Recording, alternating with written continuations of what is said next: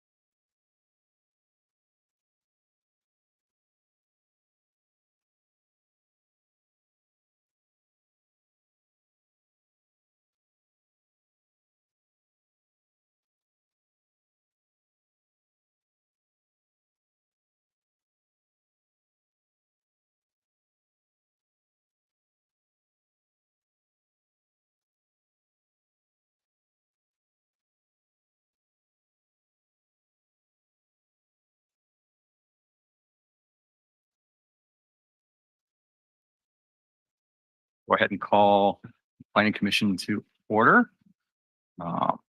We have everyone here tonight, so welcome everybody who is online and who is in the audience today. I know we have some presentations ahead of us and I look forward to it. According to one of our planning staff, we have until 7 p.m. and that's when he's calling it and ready to go home for the evening. So that was 26 minutes. So, That'll be a chore for even us who go fast compared to our city council sometimes. All right, take the roll call. I see physically everybody here. great. Actually, the roll call, if we try to, I would need to swear in Commissioner St. John now in order to do the full roll call. Is that okay? Chair Woodson? Yes, because now that we have Okay. him back, we should swear him in first before we do that. Okay, sounds good. So, want to raise your right hand? So, make sure your mic's on. You can say seated, that's fine.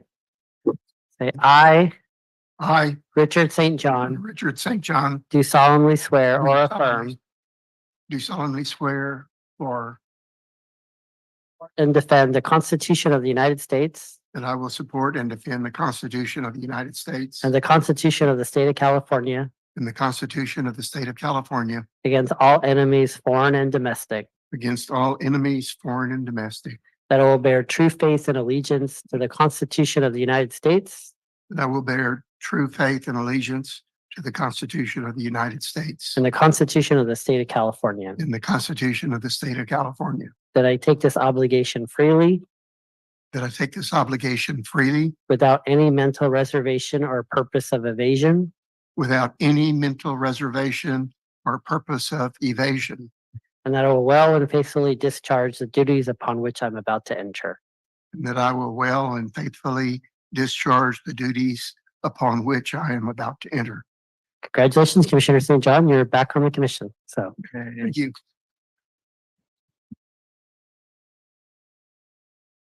Now you have to actually work again. So no more retirement for you. You literally got a piece of paper. Yeah. What the heck? Well, I never, he doesn't get, he needs to sign it and I need to give it back to the city clerk, so. oh, thought we actually got something to keep. I was like, well, I never got that. This is my second one. Wow. So, All right. We go ahead and pull the agenda up sure, we can now do the and then do the roll roll call. call.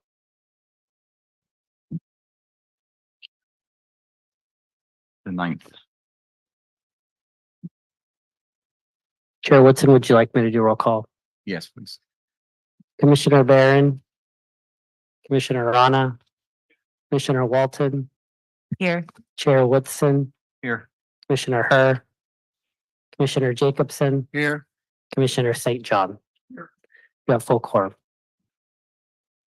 Thank you very much.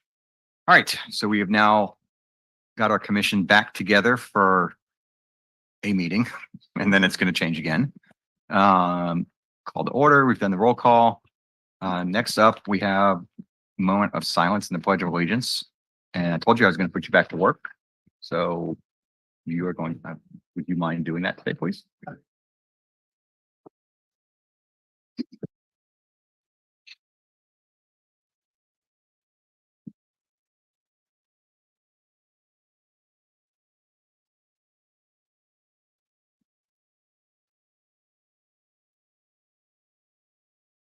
Okay. I pledge allegiance to the flag of the United States of America and to the republic for which it stands, one nation, under God, indivisible, with liberty and justice for all. Thank you very much. Okay. I guess I did do it out of order, but it's fine. So now we jump ahead from 4 to 5. Any special announcements or communications from the floor? At this point, is there anything that is not on our agenda today that any of our guests online or in attendance here would like to raise to the commission? No, Not yet, not yet. you're on the agenda. So, but if you just want to come up and say something else. All right, I don't think there's anything there. Number 6 on the agenda is the ex parte communications for quasi judicial matters. So anything on the council commission side? And I just finally noticed that. We always see council members in here. Very public. Oh, should we not fix the wording? All of our agendas says city council will provide leadership.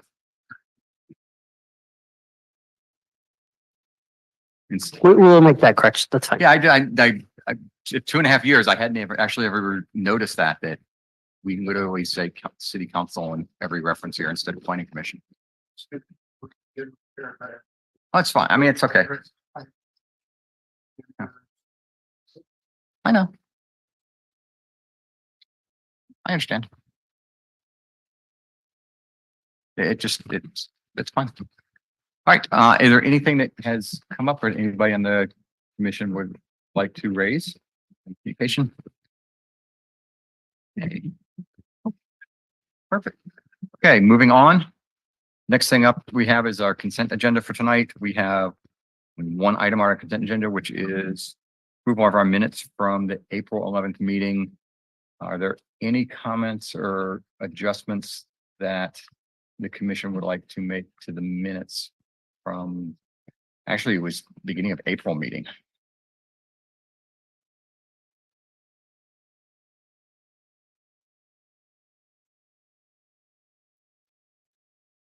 Nope. Okay. Do you have anybody who would like to make a motion to approve the minutes?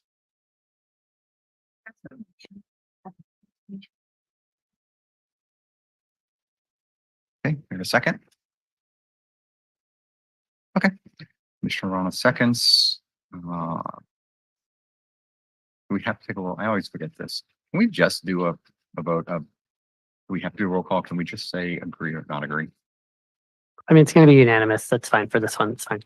That's what I But for public hearings, we should call for the vote. Okay, so we'll just do that again. We just do a vote, please. So all in favor? Aye. Aye. Motion passes.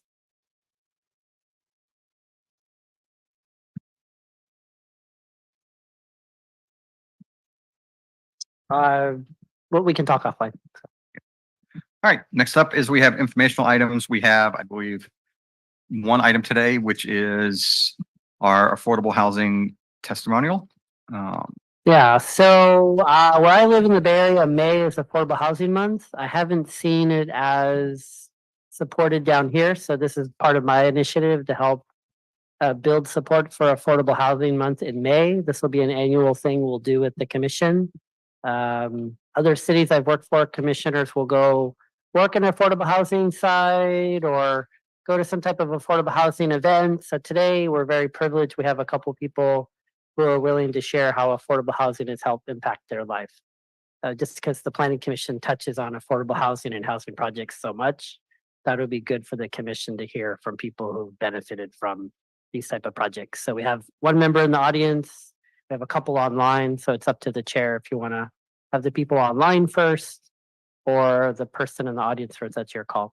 Let's go ahead and start online since that's usually how we try to keep things in order. Great. And then the presentation is, yeah, if you want to share. So let me,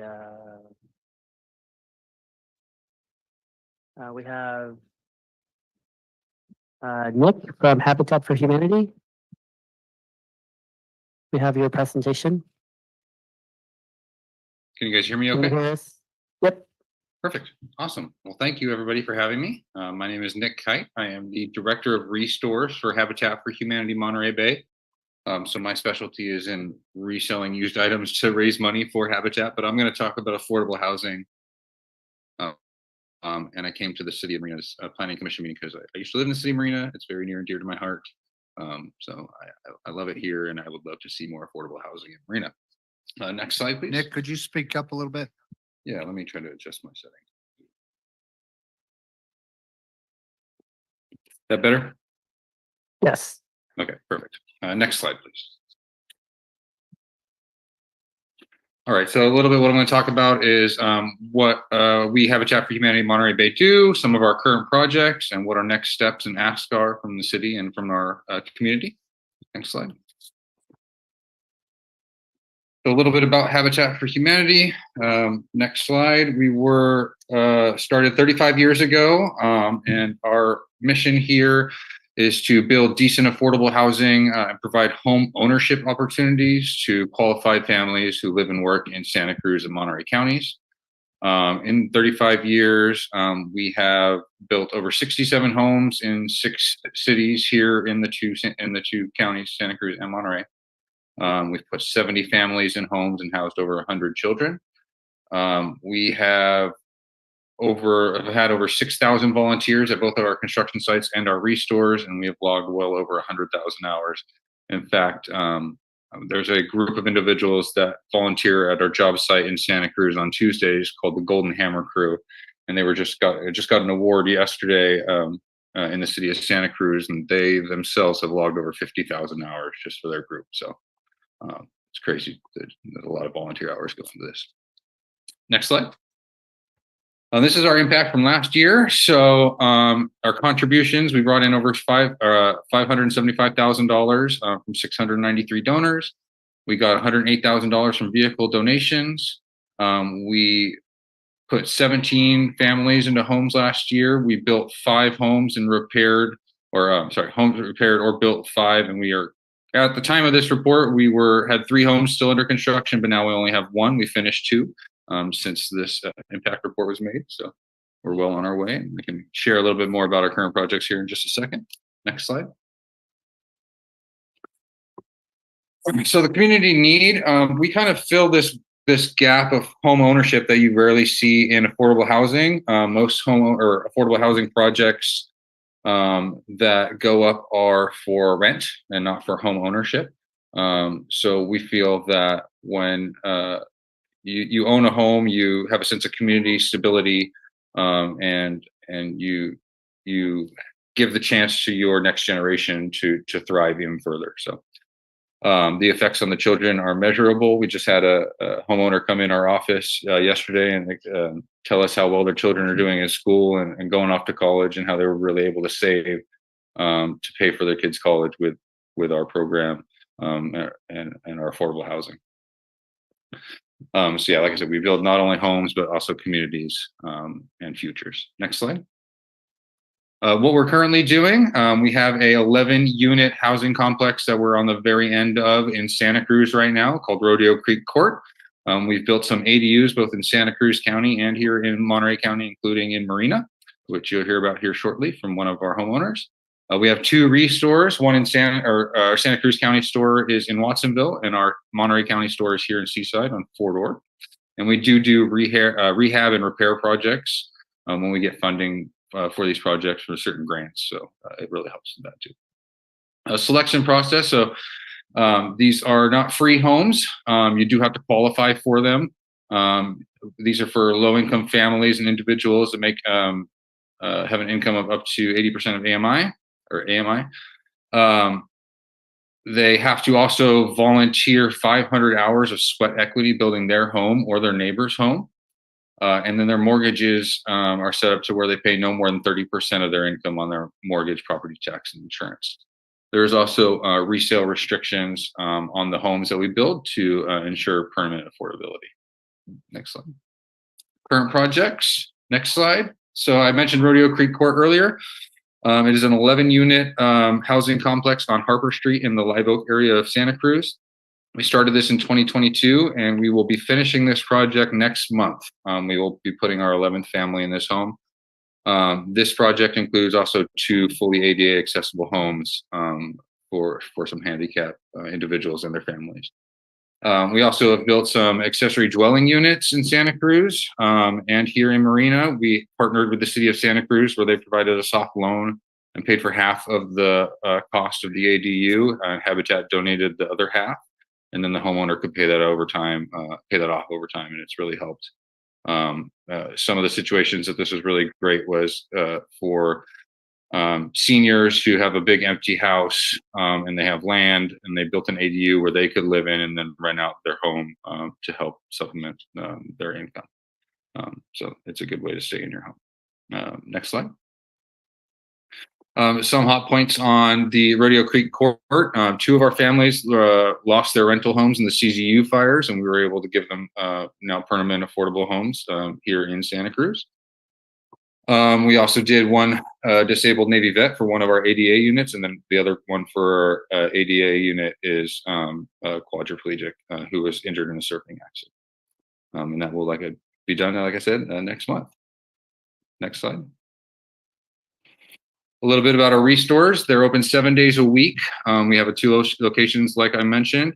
It's a thrift store that sells larger items like building materials, household items, furniture, anything you can think of inside your home, maybe except for mattresses and toilets, we carry it. So it's all been donated, and then we resell it all to raise money for our housing project.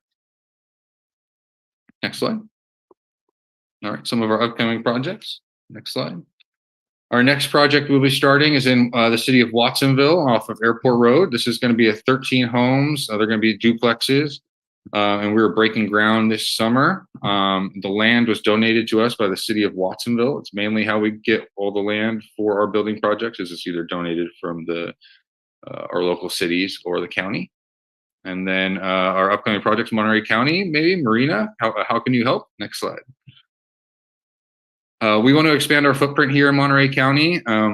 We merged with Habitat Santa Cruz County in 2016, and since then we've only been able to have 1 project here in Monterey County, here in Marina, which is nice. So thank you very much. And that was an ADU, and you'll hear from Margaret here in just a minute about her ADU project. And then we also want to expand donations of city-owned land here in Marina, possible partnerships with our for-profit developers that have to build affordable housing as part of their approvals. Yeah, it's a little bit about us, and I'm happy to answer any questions if you have any. Great. Thank you very much, Nick, for the presentation. And thank you for arranging that today. Actually, I really think he has a couple. Nick, you have somebody from Habitat who's going to give a little spiel, right? Yeah, we have one of our Habitat homeowners, and then Margaret, who we built a ADU for at her home. Okay, so I can promote them.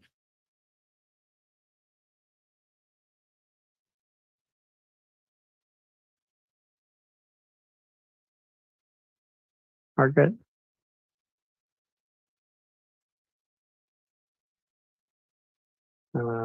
Wife. Yeah. Can you hear me? Julia, we can hear you. Yes. Okay. Oh, I'm ready to go. Okay. Okay. Well, good evening, everyone. My name is Julia Arce Mercado. I'm a resident and homeowner in Marina, and thanks to Habitat, I've been here since January of last year. So it's kind of like a year and a half that my son, my teenage son, and myself moved to this new home. I wanted to start by, can I ask if anybody has any questions for me before I start, or should I? It's up to you. I mean, why don't you go ahead and tell us your story? Okay, all right. So I resided in the city of Seaside for the last 15 years. I am originally from Bolivia in South America. I've been here a long time now. And while I was living in Seaside, I was able to find a pamphlet from Habitat. And, I applied just out of curiosity to see where it would take me. I didn't expect to get a home. But I did. I was lucky enough to be selected to apply, and the process for the application took over 6 months. A lot of paperwork, a lot of requirements. And part of it was because I always had the dream of owning a home. So I worked on my credit for many years. And like Nick mentioned, this is not a free home. I have a mortgage. I'm a first-time homeowner. And, it just so happened that my background is in social work, and I work with unhoused veterans. So the work that I do every day for the last 5 years is connect with veterans who are in crisis, who are in need of a home, who are in need of rental assistance.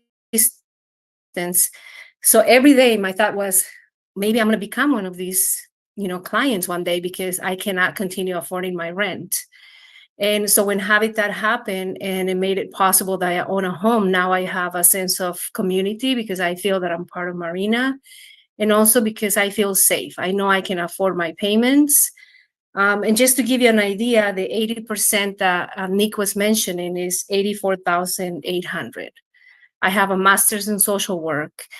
And I realized that no matter how much I make as a single individual, it's very hard to afford to buy a home, right? I wouldn't be able to do that unless I had this opportunity through Habitat. Let me see what else. I don't know. I think I'm open for questions. If anybody has any questions. Anybody else? Anybody? I have a couple, but prefer to commission first. Sure.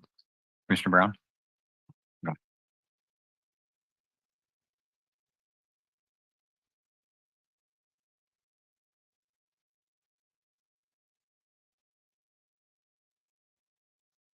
Please speak into the microphone. Shall I repeat? Yes, please Okay. repeat. I am not, the question is for the both speakers, whichever you can answer. I'm curious about what kind of outreach you do for families that don't speak English very well. Anecdotally, I know that some people would be very happy to know about this program, but they don't feel very comfortable to do this because of language limitations. And also, as you said, a lot of papers, and they are very intimidated by the process and filling up all these papers, and they need someone to help them. And I don't see really how they can find that kind of help unless if they are veteran. I know there are organizations that help, but some family that just try to survive day by day, how would they find out about this kind of a program and start the process? I can answer that. Yeah, we do outreach in both English and Spanish. Several of our homeowners are Spanish is their primary language, including one of our board members for Habitat, who happens to also be one of our homeowners. There are a lot of requirements and documents required to qualify, and a lot of that goes to the main reason is a lot of the grants funding that we get to pay for this is federal or state grants. So we have to make sure we get all the documents that they require. But we do quite a bit of research, both email, paper pamphlets, mail, and then also we got some for the city of Watsonville, the project that we have going on there. We got some Joe Cerna grants, Cal Home grants. So several of those units will be farm worker housing So that, we're helping our community in that aspect. Thank you. If I may add, yes, it was a lengthy process of paperwork, but Habitat was very helpful too. Was very understanding that it was overwhelming at some point, and they guided me through the whole process, emails, calls, anything that needed, so then I can submit everything that I needed on time. Thank you.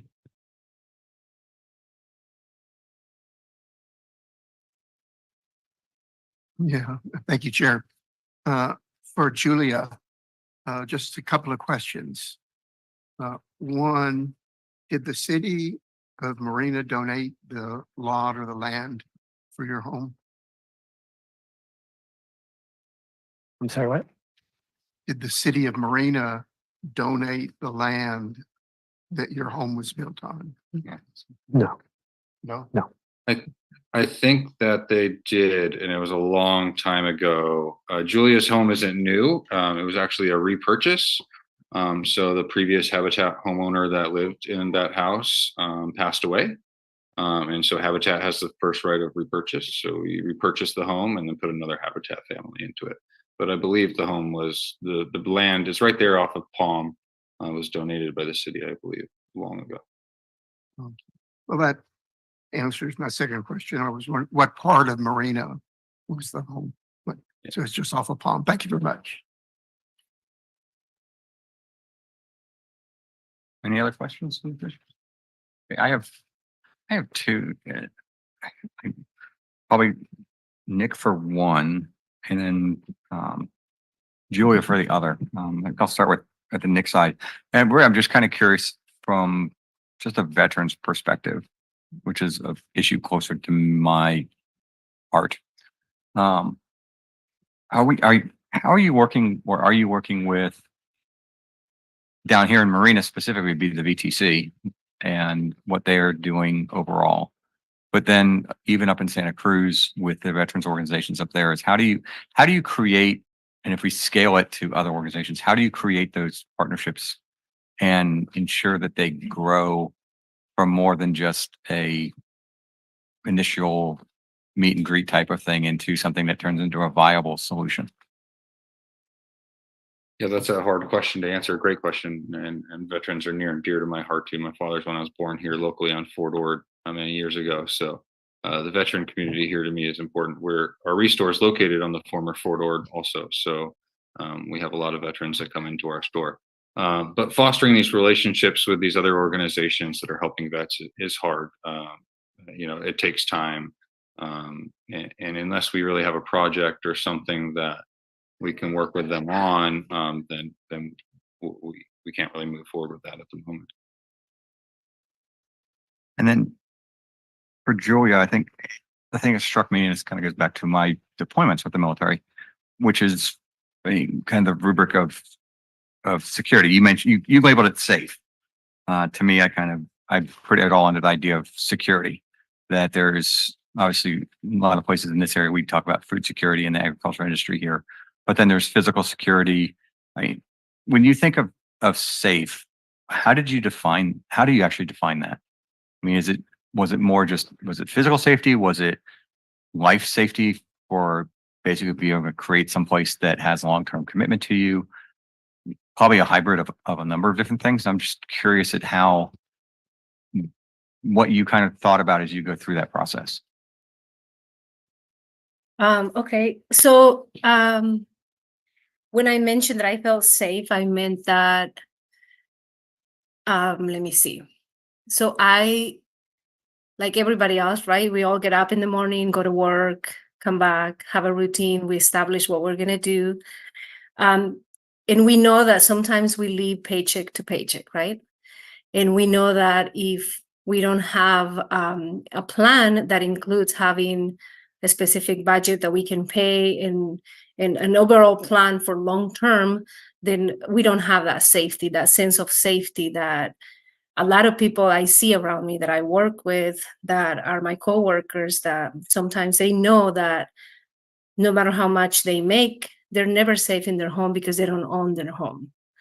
they're renting. And the place that I was renting in Seaside right now, it was a 2-bedroom, very similar to where I am, a little smaller. But right now that 2-bedroom is over $2,000.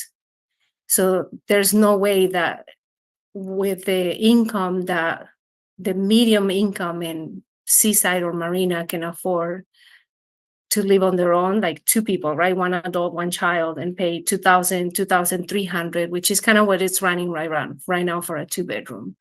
So the sense of safety comes from knowing that what you're producing with your work, with your life, and also long term is going somewhere. And it's going to be something that can stay for your children, or in this case, for my child, right? Thank you. No, I appreciate that. No problem. And answering a little bit about what you were asking, Nick, about the veterans, I can tell you that based on my employment right now and working with veterans, I have veterans that come to our office and they're like, I'm ready to purchase a home.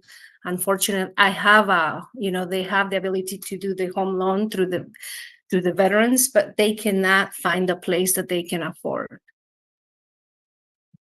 So if Habitat would be able to have, I'm just throwing it out there, would be able to have a project specifically for veterans, because, the loan that veterans can get is a very specific amount, and they cannot find something that they can afford with that home loan. So it's having a golden ticket that you can't cash, right? And if Marina would be able to do that, that would be amazing. That's an interesting statement. Well, I've lived it. I lived it here because as a veteran, I had a loan, had a property, and actually the first thing we ran into was the actual loan approval process on the VA side with comps, and that the local appraisers for the VA had problems with the comps, which then played into value. So there's a long set of stories with that, but I raised that issue, but the veteran side of it is obviously, it's one that is to me is a low hanging fruit type of thing, because there is a opening that exists for veterans, quite honestly, that most of the population group doesn't have, because there isn't a down payment side of it, and it's a much more generous process up front to get in. But if you can't find the property in the first place, and that is one of the biggest challenges that exists, it's not the down payment, which is what an issue is for a lot of people. It's literally not finding the property to be able to get the loan side of it, that can improve everything else. So I appreciate your input there. The last question I have, and I don't know who this right one is, around at me, was kind of the issue of ADUs and partnerships with ADUs and what we are doing. And this is more a question I think the staff that we can come back to in table is, really, what are we doing to promote, just market the idea of ADUs across our community? So we have obviously the regulations that the state has pushed down on us. We have our new templated ADU homes or units that we've now created with the grant money that was given to us. And so the kind of third part of it is, okay, now we have policies in place. We have the capability to do this administratively, and we're giving you solutions to do quickly. But then how do we spur the growth in that and then leverage that to some of our other populations, that other than the ones who just, I just need a place to live? But how do we look at these, our more marginalized population groups, and market that out? And I don't necessarily think that's a planning decision as much as it's something else, but I'm curious. Happy to talk about that, but we do still have 2 other guests here. We have Margaret from Habitat, and we also have a gentleman from Chispa. So if we're able to let them, and then I can answer after, if that's okay, Chair Woodson. Oh, that's fine. So.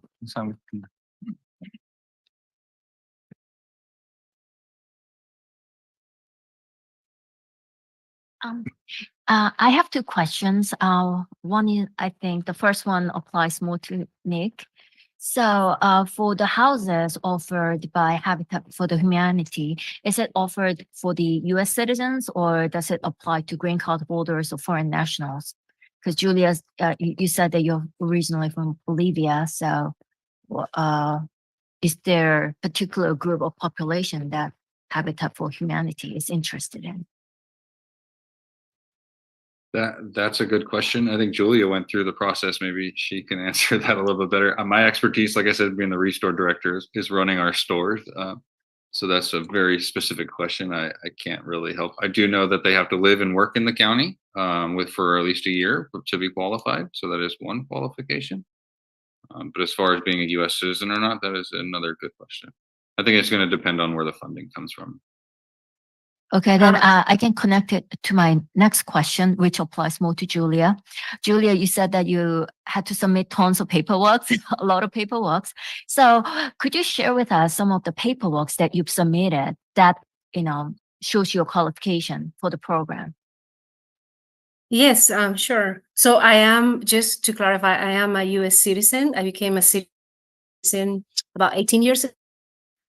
And regarding the paperwork, let me see, I needed to provide like 6 months of bank statements from any bank account that I had. I needed to provide references. I needed to provide a copy of my current lease. I don't know, at the time it was a lot. Like right now, then I needed, let me see what else. Then you have to complete an application about, your life, where you rent, where you live, where you work, where you rent, the things that you can afford, the things that you might need support with. That's what I can think of. But it was, Mhm. And, that's the pre-application. But then after you go through then you wait. And then when I got approved, I couldn't believe it. And then I was like, oh my God, I got approved. Yes. So then I had to apply for the actual loan, the first time home buyer loan, which is a whole bunch of other paperwork similar to that. You have to submit bank statements. They check your credit. They check everything to be approved for a loan. Yeah. Mm-hmm. And there is not a lot of banks that do first-time homeowners with Habitat too. So that's kind of another thing. So it was a very specific credit union that took and approved my loan. So this is, go ahead. Julia's situation is, we don't have very many we have some repurchases and put Habitat families in homes that we've already built, but most of the time they're on the project building their own home and their neighbor's home. So sometimes it can take quite a long time between when they're approved and picked as a Habitat family until when their home is actually complete. So then a lot of times they have to recheck income levels and that kind of thing right before they take ownership of the home, because there's a lot of requirements from the cities that require that. So the cities will usually check that as well. Then Julia, you said that you had to get a loan, get pre-approval and get a loan. So is this finding a lender process, getting a loan process, is it similar to other home buyers in the state? Or is there a special loan application process for houses offered by the program? I mean, I could shop around, but my understanding was that this credit union had done loans prior with Habitat, so I went with them. Mm-hmm. Right. We work with specific lenders that help us in these with these projects, and also sometimes provide zero interest mortgages. Yeah.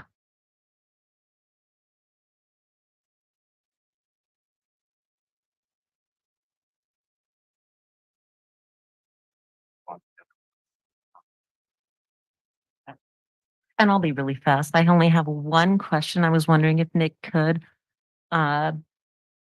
briefly with bullet points give us the eligibility requirements for our homes. I know I heard the Julia speak to having to work on her credit report. So I'm wondering what are the factors for applying for and being accepted into this program? Thank you. Sorry. Yeah, so you do have to, there are income requirements up to 80% of AMI. Like I said, you have to do this 500 hours of sweat equity, which can be done by anybody in your family. I apologize. I mean, all right, so beyond what you've given us in your presentation, are there things that one would benefit from knowing ahead of time before they come over and give you a call? Thank you. That's a good question.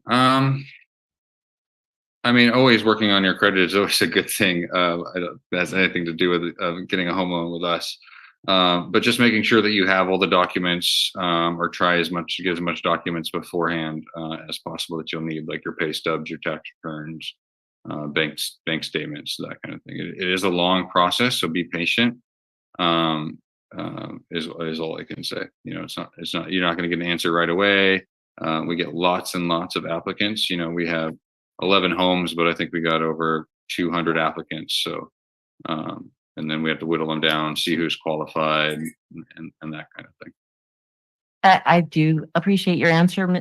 Chair Woodson just showed me your wonderful, amazing website that has all of the details beautifully laid out, so the public can go. If you would like, if you could give that website, and then that'll be that for me. I'll land my plane. Thank you.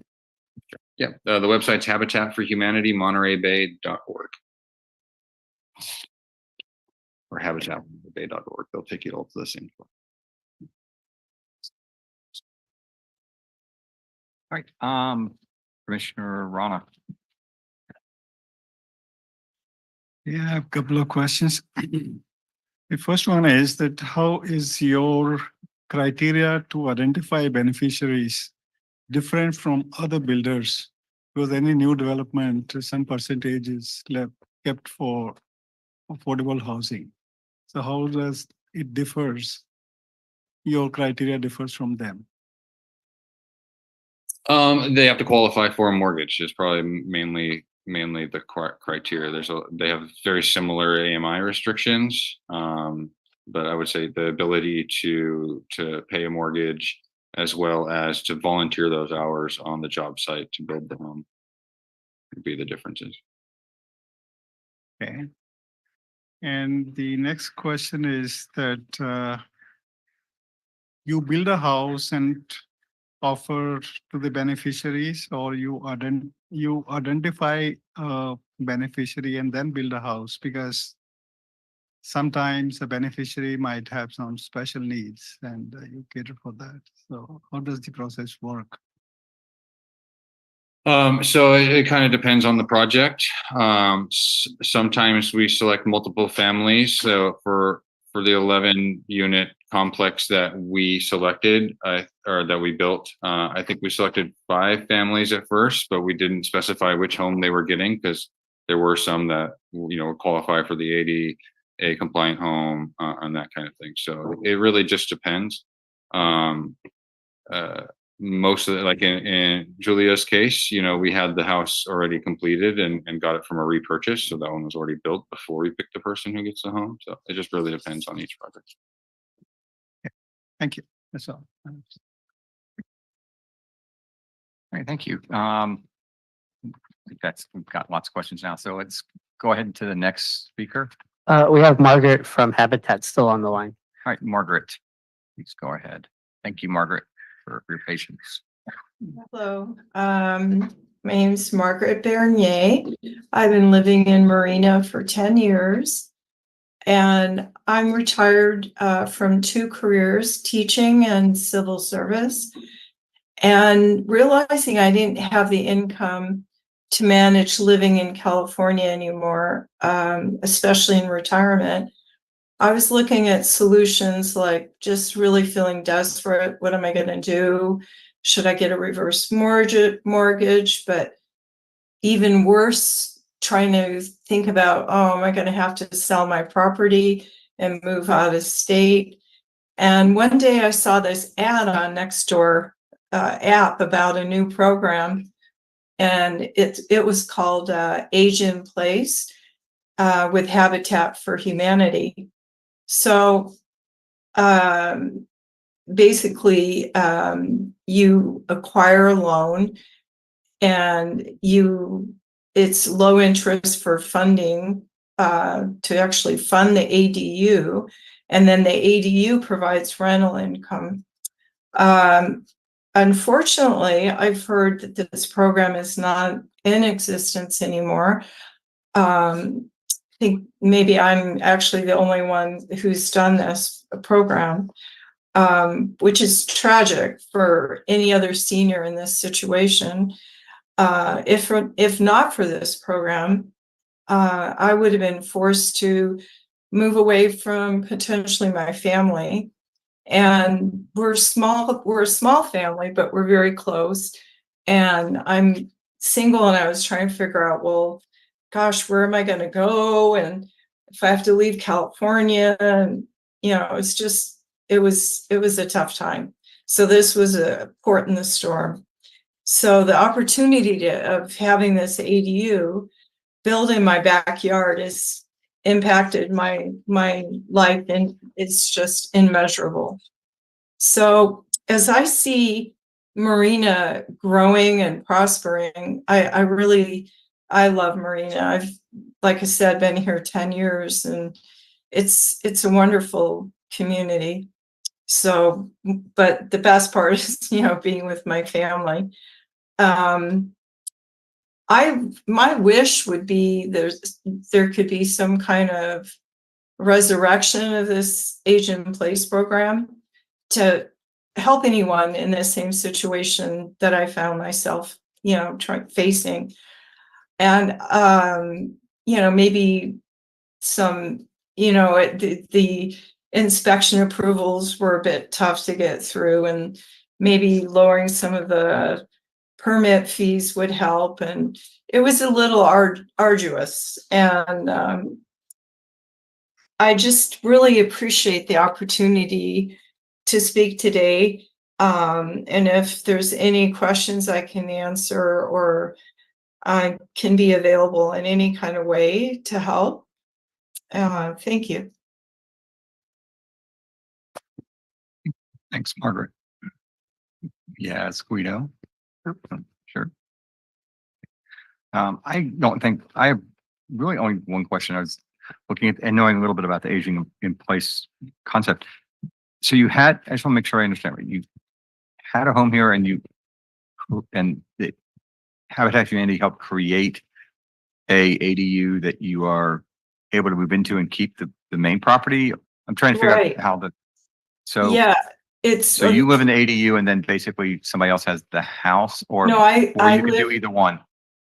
right. I live on my property, and then I rent out the ADU, which is right in the back. And so this provides an income for me to be able to age in place, basically stay in my home. And I have 2 loans that and lien on my property. So that way I don't have to pay on the loan for an extended period. The interest is low. And What they it's basically did was they help create the financial costs to build the ADU, which then correct. you can use the income to help cover your mortgage requirements and other living expenses. Correct. Got it. And you're right, it does not, I'm looking at the page right now, it does not exist anymore. They have other programs within the aging in place rubric Right. or overall program, but they don't have that specific subset anymore. No, which I actually recently found out about and felt very bad, because I just can't imagine what it would have impacted my life, not, in many ways. So I hope that, there can be a resurrection of that program. Thank you so much, Margaret. Any other questions from the commission for Margaret? Margaret, I'd just like to know if you can play that harp that's sitting behind you. Sure. No. Any other questions? Thank you so much, all 3 of you, for really giving us some great information today. I think it doesn't necessarily solve our issues, but it gives us a lot more as a planning commission to actually think about. So with that, I will now turn it to our audience that has been patiently waiting here to speak. Thank you, guys. Right.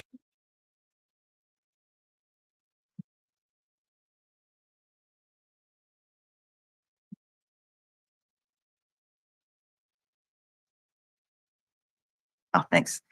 And we built the Junsei Oaks Apartments up on DeForest, right next to the post office. And I came to the planning commission long ago because I was handling the entitlements and the design and the finance. So I came here, and the planning commission in 2012, long ago, did the specific plan. We prepared a specific plan. We split the land. It used to be the post office, and you guys entitled, the previous version of you approved our plans and went through it with us. So the planning commission went through all of that to get that building started. And then I went on and got financing, and it took us several years, and we started building it. So, and once a building is finished, at least I think, it takes on this appearance like it's been there forever, but it hasn't. It started with a planning commission, you know, and there's a lot of steps to get from paper to a building where somebody's living. And there's always lots of drama and stress involved in building a building. So when I look at that building, I remember when President Trump's tariffs went in and increased our steel costs right beyond our budget, just like that. I remember that the city of Marina had a long time plan for the water under the street, and the as-built were done incorrectly. So when we went in to tie our water into the building, we had to redesign and dig up in front of the post office and redo it. I remember that there was an old telephone pole that we thought nothing of, but we asked PG&E to move it, and they said, no, not until we go to the FAA because you're 2 miles from the airport. And so even though we were building a 3-story building and the FAA didn't care about that at all, we had to wait a month for the FAA to move a pole. But, you know, once we went through all of that and we had this building, we're excited because then real people move into it and it becomes real life. And so I'm up there dealing with entitlements and money and financing and steel tariffs and what have you. But it's great when people move in.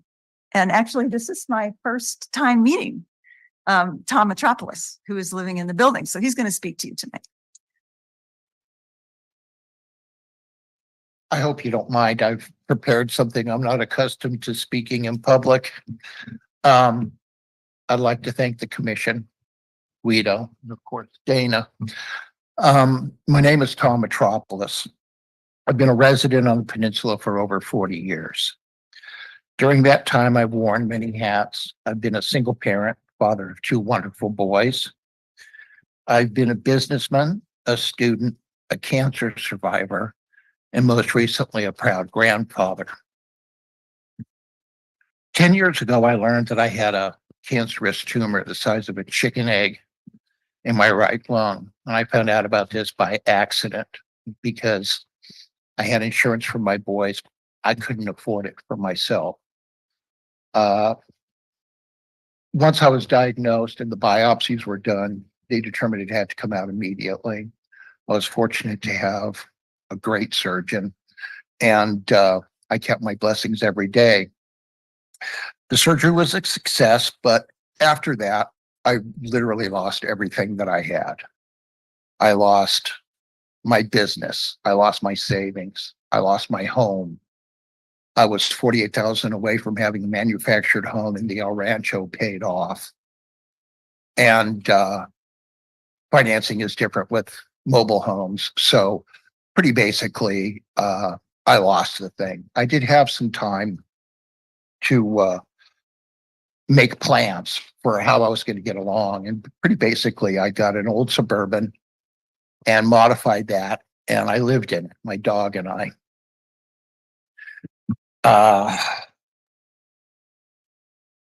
About a year into being homeless, and I have to say, I watched that whole complex be built. I just lived a few blocks from it when I owned my home. And while I was homeless, I watched that whole complex be built, and I had dreams. I was introduced to a wonderful agency called Whole Person Care that pretty basically, through the health department, that pretty basically got the whole ball rolling from me. With their help and the help of Cecil and CHISPA, I was able to get on a list. It was a long list, and the odds seemed longer. Nonetheless, I can proudly say that I have a 3rd floor apartment with a great view, and I've been there for 4 years now. When you're homeless, the police departments don't seem as friendly. People that could have been or were your neighbors become less tolerant. Overall, it's easier for people to judge you.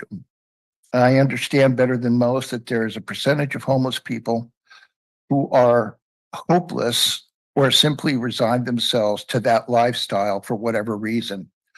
I wish I had an answer for that, but I don't. What I can tell you is that there are a greater number of people who find themselves homeless by no fault of their own. All of these people want is an opportunity, and I found that more often than not, when that opportunity is afforded them, they thrive. Of course, none of this does anybody any good if there's no place to put those who have been kicked out for no reason of their own. When you are homeless, a minute seems like an hour a day a week, on and on and on. I wouldn't say it's a miracle that I survived, but it may well have been. While I was homeless, I was dealing with a cardiomyopathy, advanced emphysema, COPD, PTSD, and post-surgical chronic pain. If you stay in one spot too long, the police recognize you, and that calls for, an unwanted search. For that reason, I couldn't keep a lot of my medications in the truck with me. I'm blessed in so many ways, and one of them is my general practitioner, Dr. Dawson, in town here, would keep my medications in the office for me so I could stop by there once or twice a day, 1 or 2 days a week, whatever the case may be. And I didn't have to worry about Class A drugs being found in my truck, even though they were prescribed. The other thing is that you can't do a breathing treatment with a nebulizer if you don't have electricity. And there's no place, you can go to Starbucks and plug in your phone, but there's no place for you to go and plug in a nebulizer and run it for half an hour while you inhale 3 different medications. I only mention this because for some people out there, time is critical. The sooner that you can break ground on properties and get them built, the sooner that you can possibly save somebody's life. I feel my life has been saved. Thank you.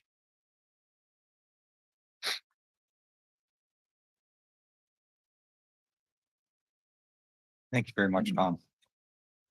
It's a hard story probably to stand up and speak. Sorry. Probably a hard story to stand up and speak in front of a group. That's okay. But understand that we all have that same issue at times up here. It is, especially on things that are close to the heart. It is hard sometimes to break into the whole discussion of what you want to say and be able to at the same time get the meaning across. So we really appreciate really your whole story. I think it explains a lot of things that go on in our community all the time that we see but don't see, so to speak. And I just wanted to say that you're a great public speaker, so you don't have to get nervous. What she's not telling you is that she's, let's let it out, that she is resigned because she's moving and she's trying to find a replacement for the planning commission. We already have. I'm all about recruiting. Anyway, if you don't mind, I do have a question for you. I would be happy to answer any questions. Actually, that would probably be easier. Now I know that the program itself, the whole person care program comes up underneath. It's actually for those who don't know, it's actually a California program. It's part of California healthcare programs. How did you actually find out about that program? Was it through Chispa or no? Actually, it was through my doctor. I got some contact information, and the program was quite thorough. They would vet you, but you had to have documentation through either a physician, a mental health professional, something of that nature. So it was through them. And then Cecil helped me a great deal. Now, I'm severely dyslexic, and I have a great deal of trouble with forms. dates, pretty basically keeping anything straight. I'm a train wreck. My son helps me with anything important. So between Cecil, Chispa, and whole person care, it seemed like I went through a list that was endless and got into this apartment within a year's time. And I truly, truly count my blessings for that.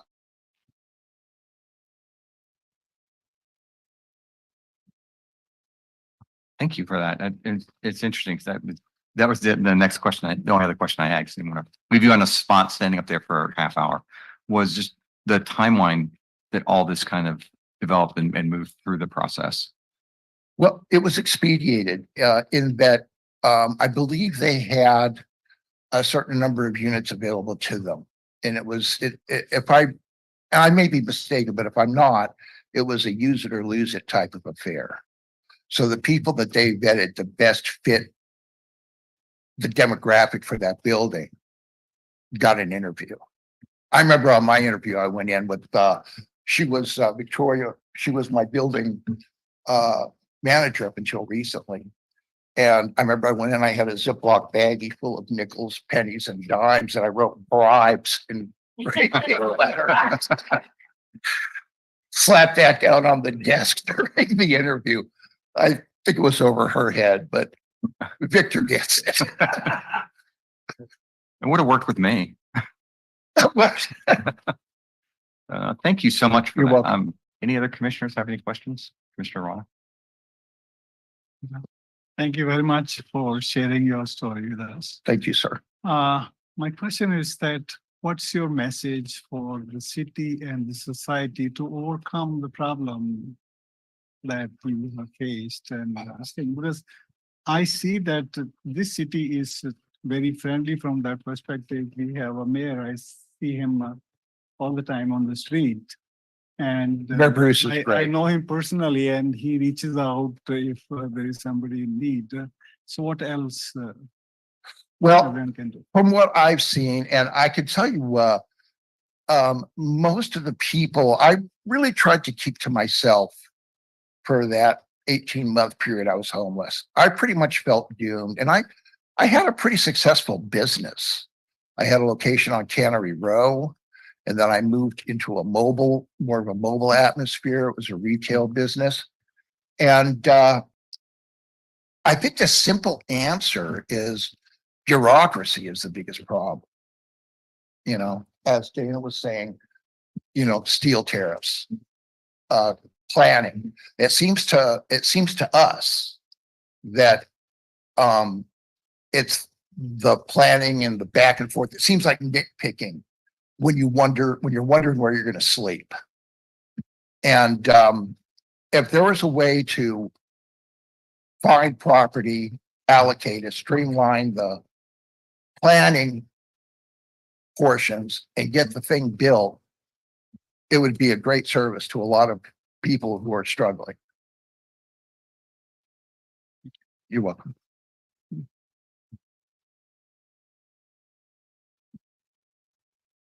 This is more of a cheesebook question. I notice you have a property, I think this is Sunset behind us there as well. My question is, your developments, are they just rental apartments or do you do larger communities or? We've done both. We've built about 1,300 apartments around this county and up in San Benito. And we probably built about 800 homes. Okay. So when we build homes, we try to sell them to moderate income people. In the past, we had a little bit of like habitat, and that we put groups of people together and did self-help housing, where that we would have supervisor and we would use subs for the main, difficult parts of the house, and we would let the families build them. 40 hours of extra work a week for them. It was a lot of work, but we don't do that anymore. The land is so expensive and it's hard to get people in that way. It's easier for someone to work a second shift at work, and get more down payment literally than to work another year building a house. But we build homes and we build apartments. And how do you come by the properties that you build on? Some we buy. The Junsei Oaks one here, it was not very expensive. The post office wanted to get rid of it. And so we bought it. Some are donated to us by a larger developer that wants to get their affordable housing obligation taken care of. Like out in East Garrison, we just finished 66 apartments, 65 rentals. And that was Century Communities gave us that property. Still, we had to get a lot of funding together to build it, but we didn't buy the land. It's different ways that we do it. When we build, sometimes we'll build a very large subdivision, we'll have the homes and we will, sell the homes and then we'll be able to build the apartments. And what's the largest development that you've done here locally, let's say? Probably the largest one is a subdivision up in Hollister that we did 20 years ago called Morocoho. And there's about 100 homes in there, well, more than 100. And we have an apartment building too. I admire your work. Thank you. Thank you. And I admire you for your ability to get through all that and stand here before us a whole man. So thank you. Thank you.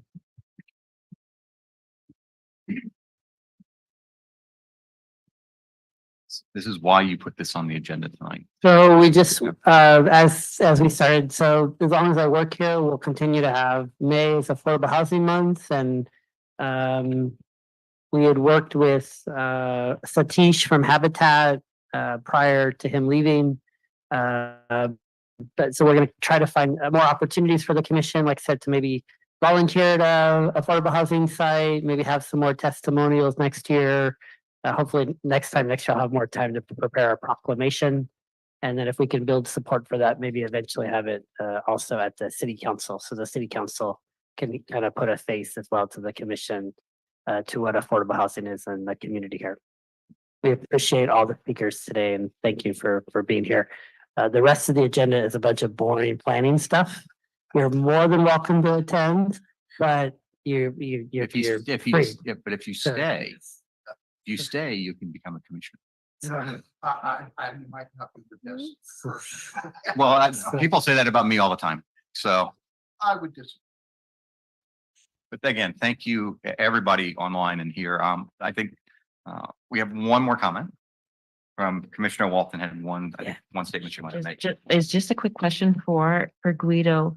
I'm wondering how many HUD homes the city has purchased and has available on the market, or will we ever purchase HUD homes to put available for the market?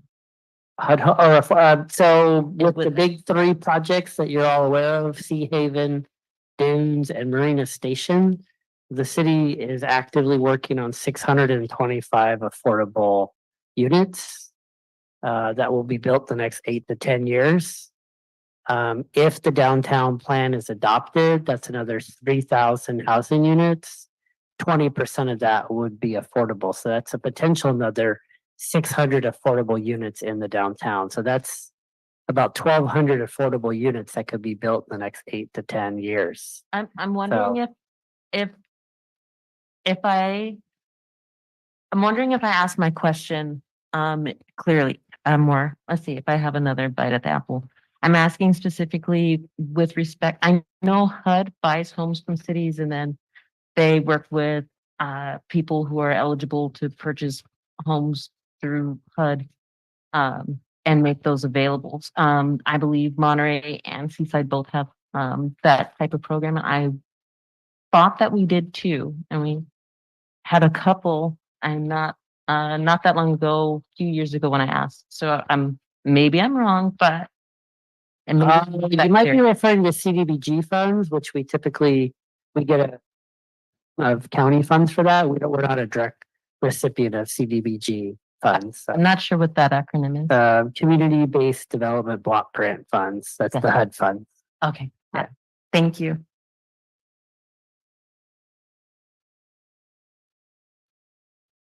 Okay.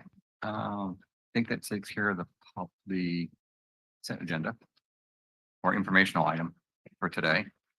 Let's go ahead and go back to our regular public hearings, and we only have one item on the agenda for that today, which is the mitigation measures for Joby Aviation. Thank you, Chair.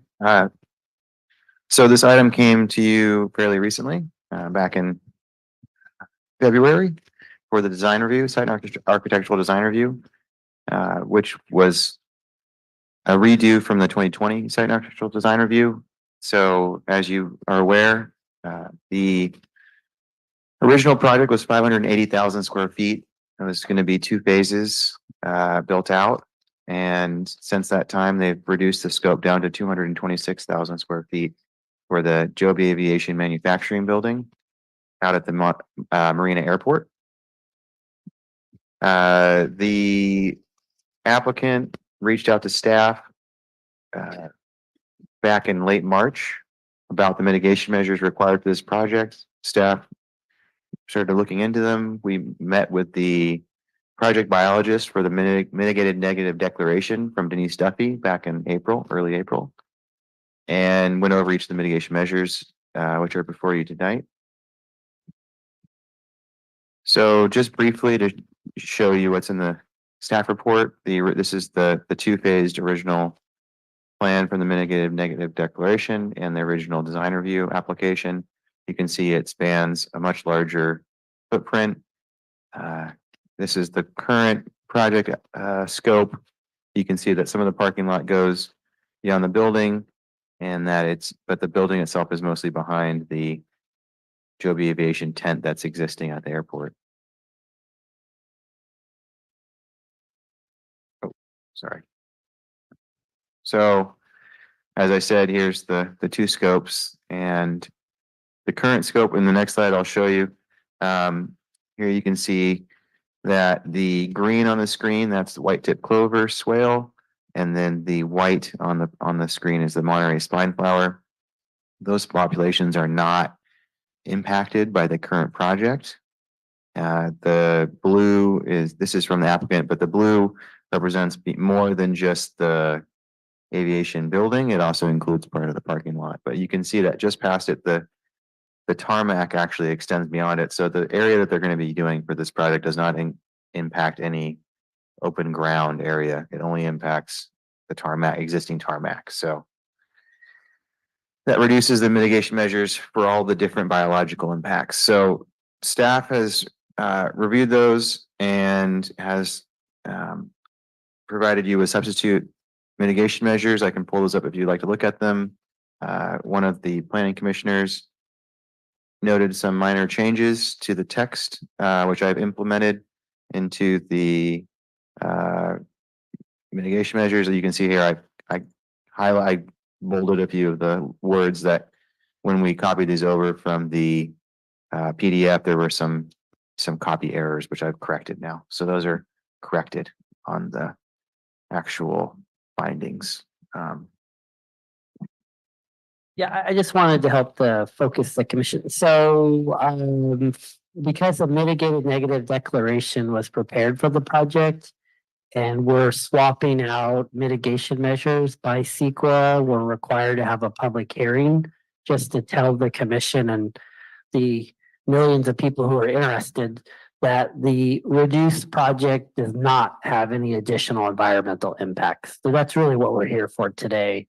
And Nick, if you want to pull up that shows the lessened impacts on your PowerPoint. Yeah, he was just trying to articulate that the reduced size project would not negatively impact the habitat, species, or anything out there.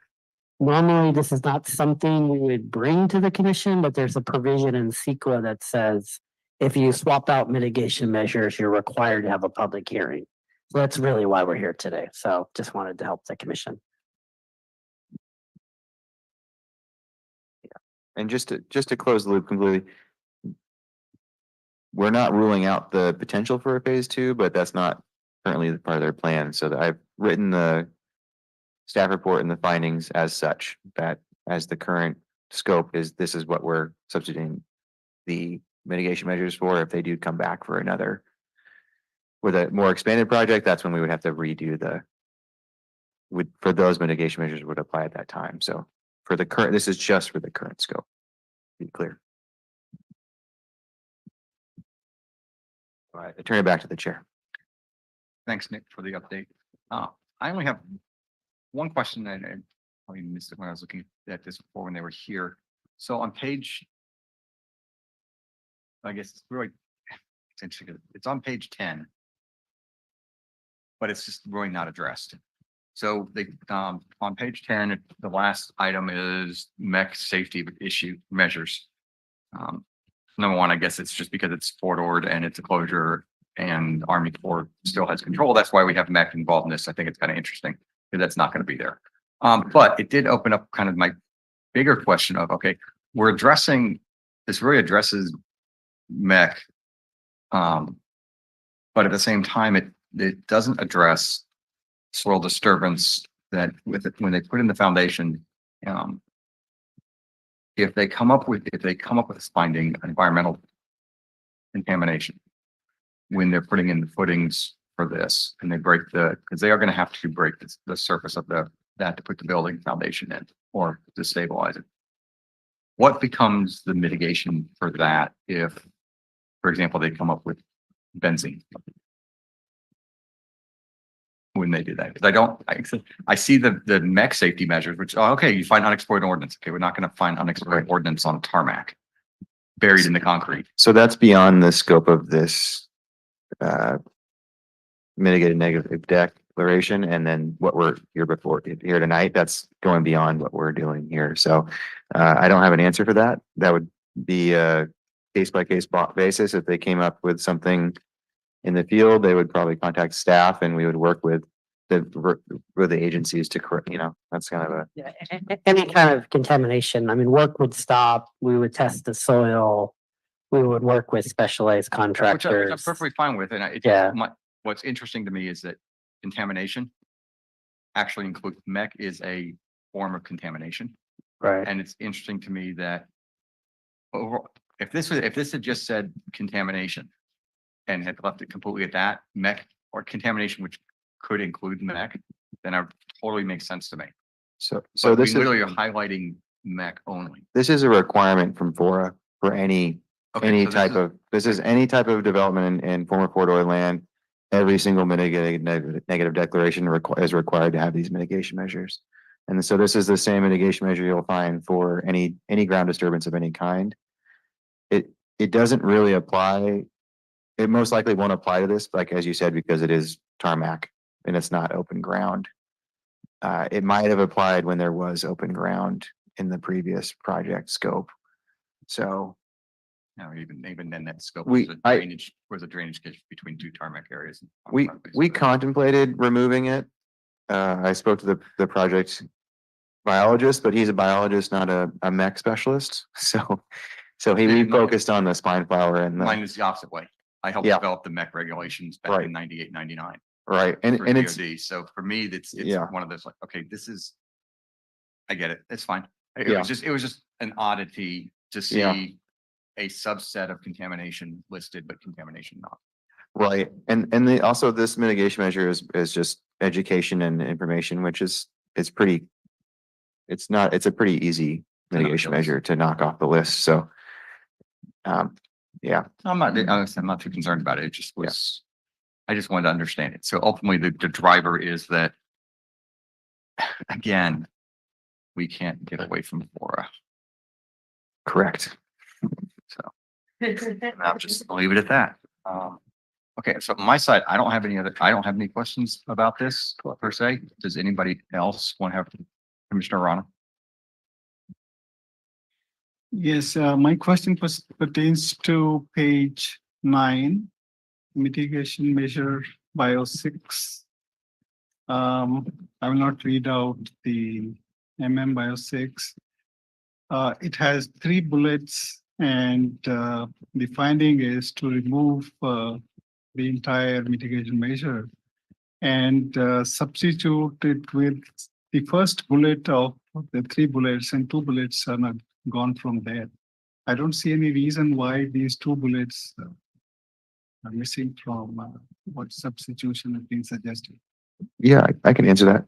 So the bare and disturbed soil that would have been part of the project is no longer part of the project. So there's no longer any bare or exposed soil. The project scope is completely on top of a tarmac, so a paved area. So there's no longer any area so when you grade bare soil, you have to seed it.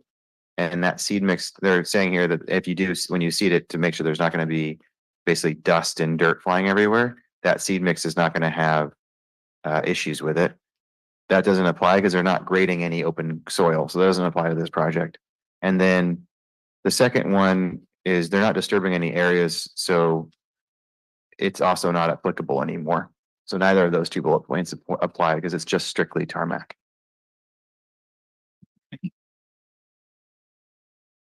Any other comments or questions? Okay. And, point, I think we go back to a recommendation. Anybody like to make the recommendation for today? I'd be happy to do that. Sure, absolutely. I move to adopt Planning Commission Resolution number 2411. Excuse me, approving substitute mitigation measures for the Joe B. Aviation Manufacturing Building at the Marina Municipal Airport, APN 031-11-037, with some minor text corrections, subject to findings, and find the project is consistent with the previously adopted 2020 mitigated negative declaration, SCH number 2020010-127.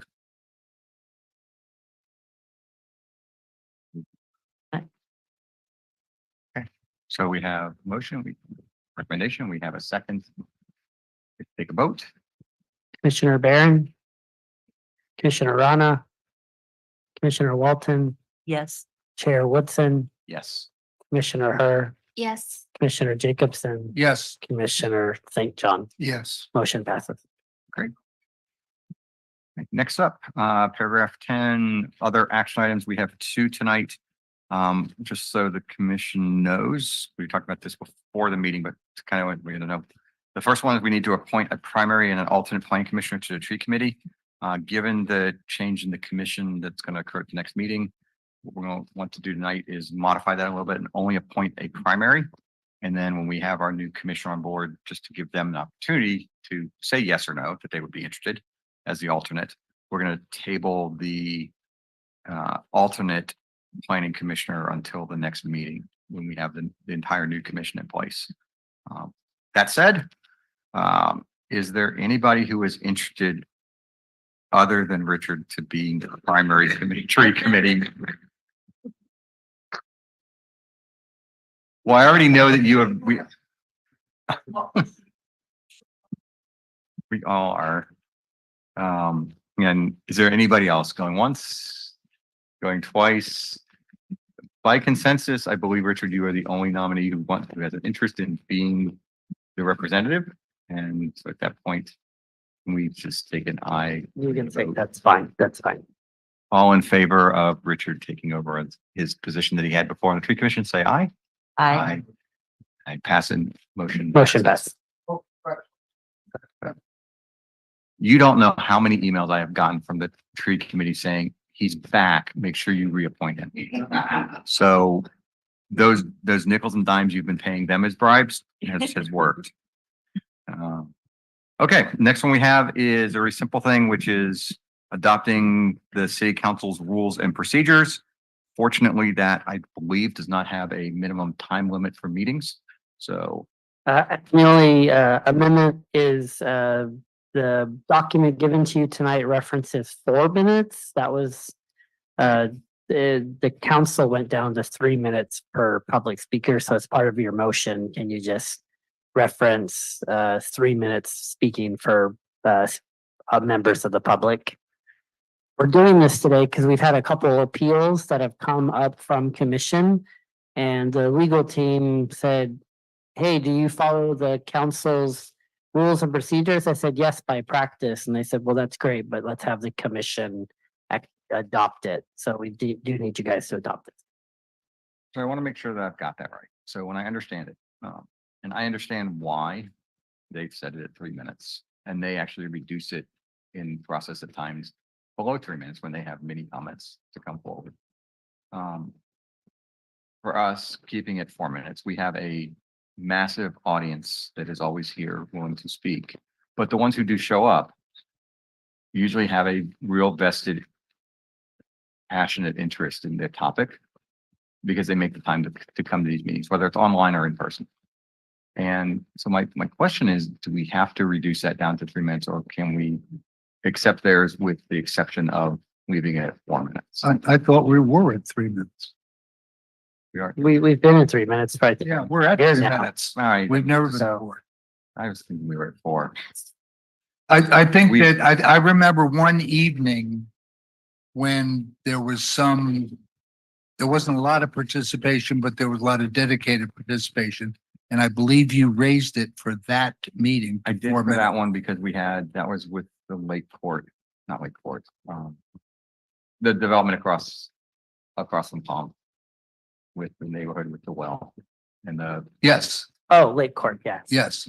Okay. So you look at me like I didn't know what Yeah. I was talking about. I did have it right. I did have it right. Lake Court. I remember this. I'm not that Yeah, but it was just for that one meeting. right. And that was specifically because it was a balance issue. Okay. I'm fine with that. So somebody has to make a motion and Wait a then, minute. so. Let me see if I found something on page 3 of the, what is it? Of the resolution number 80-71. Is that what we're talking about? This resolution? we're referring to, there's no resolution. We just threw in resolution 8071. And we're just asking the commission to adopt that as part of their rules and procedures. See, on page 3, item 8A Page 3. -7 or dot Page 7. 19. Of page 19 of the packet. Page 3 of that resolution, Page 3. item 10B. What section? Okay. Item number 8A, The agenda. no. It's the 4-minute issue. Yeah. Yes, we see it. Right, and we said that we're at 3 minutes. Yeah. Right, but this says that we're going to 4. But Oh, that's the Right. error. That is the error. yeah, so the council adopted these rules, and I think if I'm remembering correctly, then a couple meetings later, they went down to 3 minutes. But I don't think they ever went back to change. But since we've been at, probably better just to put it in the motion. Okay.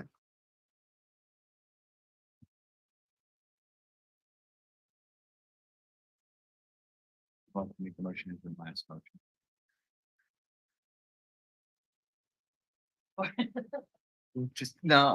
Just make up something that you think will work.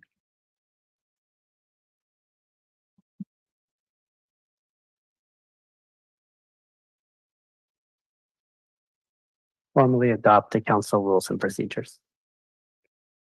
Rules and procedures. Yes. With the minor edit of public speakers for 3 minutes. Thank you. Take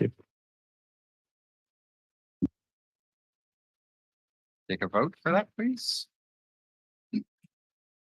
Commissioner Barron. Commissioner Rana, Yes. Commissioner Walton, Yes. Chair Woodson, Yes. Commissioner Herr, Yes. Jacobson, Yes. John, Yes, motion passes. Great. All right. Next up is staff and major project updates. Do we have anything tonight? No, but we want to announce that Commissioner Herr is leaving us. I did give her a card, Starbucks. I don't know if you drink coffee or not, but there's a little small token of appreciation, a Starbucks gift card for you. We and staff especially have appreciated what the commission doesn't know is all of the downtown postcards, the general plan stuff, all that stuff that you see on the city website that's in Korean is because of Commissioner Her. Literally And- took away what I was gonna say. And on top of that, Commissioner Her has been very instrumental. 2.5 years ago, when I started with the city, I went to go speak to the Korean Business Association. And when I mentioned that to other fellow directors and staff members, they were like, we didn't even know the Korean Business Association existed. And so I appreciate that you were able to help me connect with a really significant part of our community. And I went and spoke to that group, I think 3 times. So I personally appreciate your help. So thank you. So why, after all the work you did when the Korean delegation came here for our sister city, the mayor's now in Korea and you're sitting here, why aren't you with the mayor? Because of this transition. Oh, I wanted to go. that back. makes sense. That makes sense. Because she's dedicated even until the end. Yeah. Because I had this commission meeting tonight, that's why. So what I will add to that is, and since you will still be around for a little bit of time, and I'm asking, and you will be asking staff to do this. So we do proclamations at the end when people leave, and this just came up on short notice, as we all know, and things like that happen in life. So we are going to ask that we will figure out a way, because we're not having the next meeting, and I'm not sure when you leave. We'll have to figure that out. But there is a proclamation, because I personally am very, and I'll speak for Nancy too, as my predecessor, that both of us have been very grateful that you have been on the commission, and the support you provided, the input to the commission is always well thought and very pointed and very direct, and really appreciate that focus, because it always gives us a different perspective than a lot of times. And I think that goes to the bigger commission as a whole, that we really have a wide variety of diversity here. And you brought to light, as Guido just mentioned, something that is a population group in our community that is actually pretty significant, that most people just don't know about. And it's just kind of quiet in there.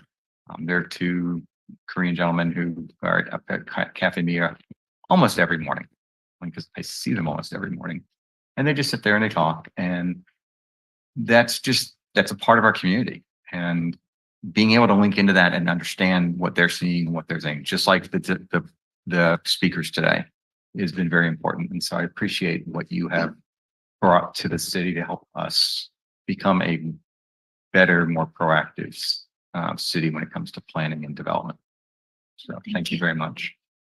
I think the Korean population in Marina is probably the largest Asian group of all of the Asian groups. Yeah. Yeah. In fact, I personally was surprised by that when I came here. I can't believe. So whether you're aware of, are we done with the meeting, or am I? This is your time. You're free. So I came to the US as an international student.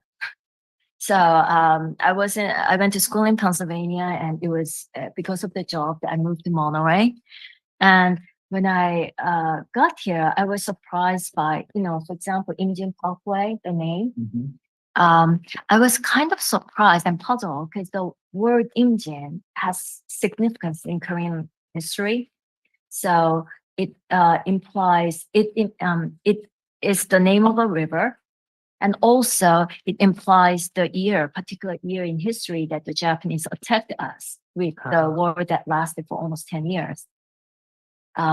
So when I saw Imjin, how did this small town in California have names? Yeah. Then I learned that, I don't know how true it is, but Fodo used to be a base stationed in Korea. And how, that's why there's Korean population. Big Korean population in this neighborhood. Because wherever I go, I like traveling. So I travel to different parts of the US, around the world. And I've seen many Chinatowns and many Japan towns, but not many Korea towns. But in Marina, I mean, even though, the official name doesn't exist, Korean It community is exists. bigger than any other places I've been to. So there seems to be a history associated with, Korea So, and former military base. It's Korea and the Philippines.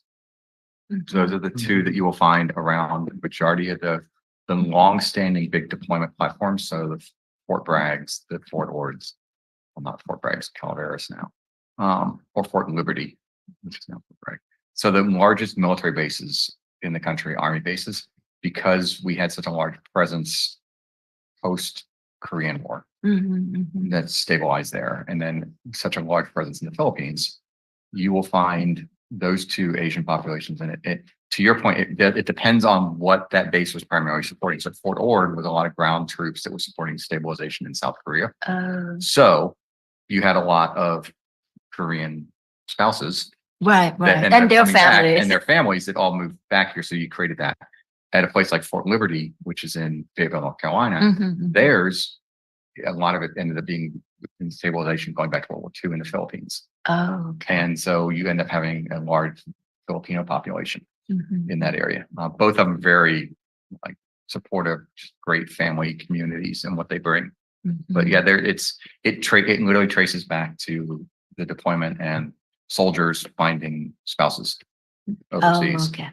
And their families got And their that. families now, and then the IMGN and the other things are, you'll see that in the naming things, that comes in a lot of older military posts.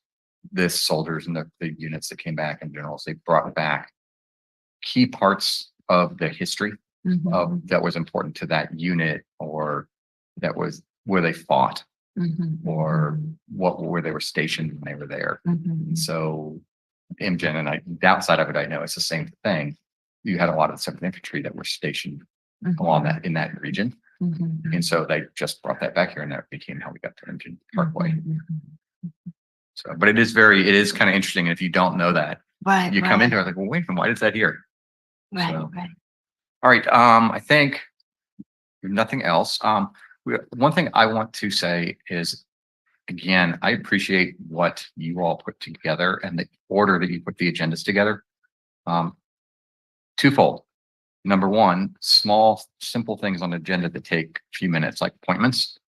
On some of our government agency meeting agendas in the city, end up backloading to the very end, which is nice, but then people are sitting around all evening for hours, potentially listening on something that could just be done with.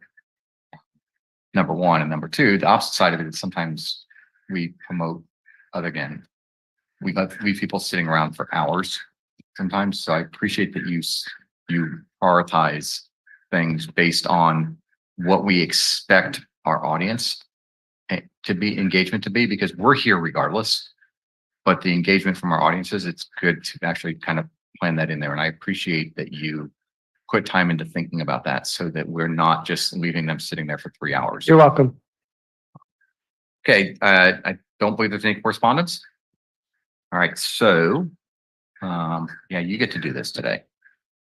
I get to make that decision. So you get to end the meeting today. Since it's your last meeting. Well, thank you. And I really personally want to thank you all, fellow commissioners, and also the staff. I learned a lot, and, I love this, how do you call it, camaraderie?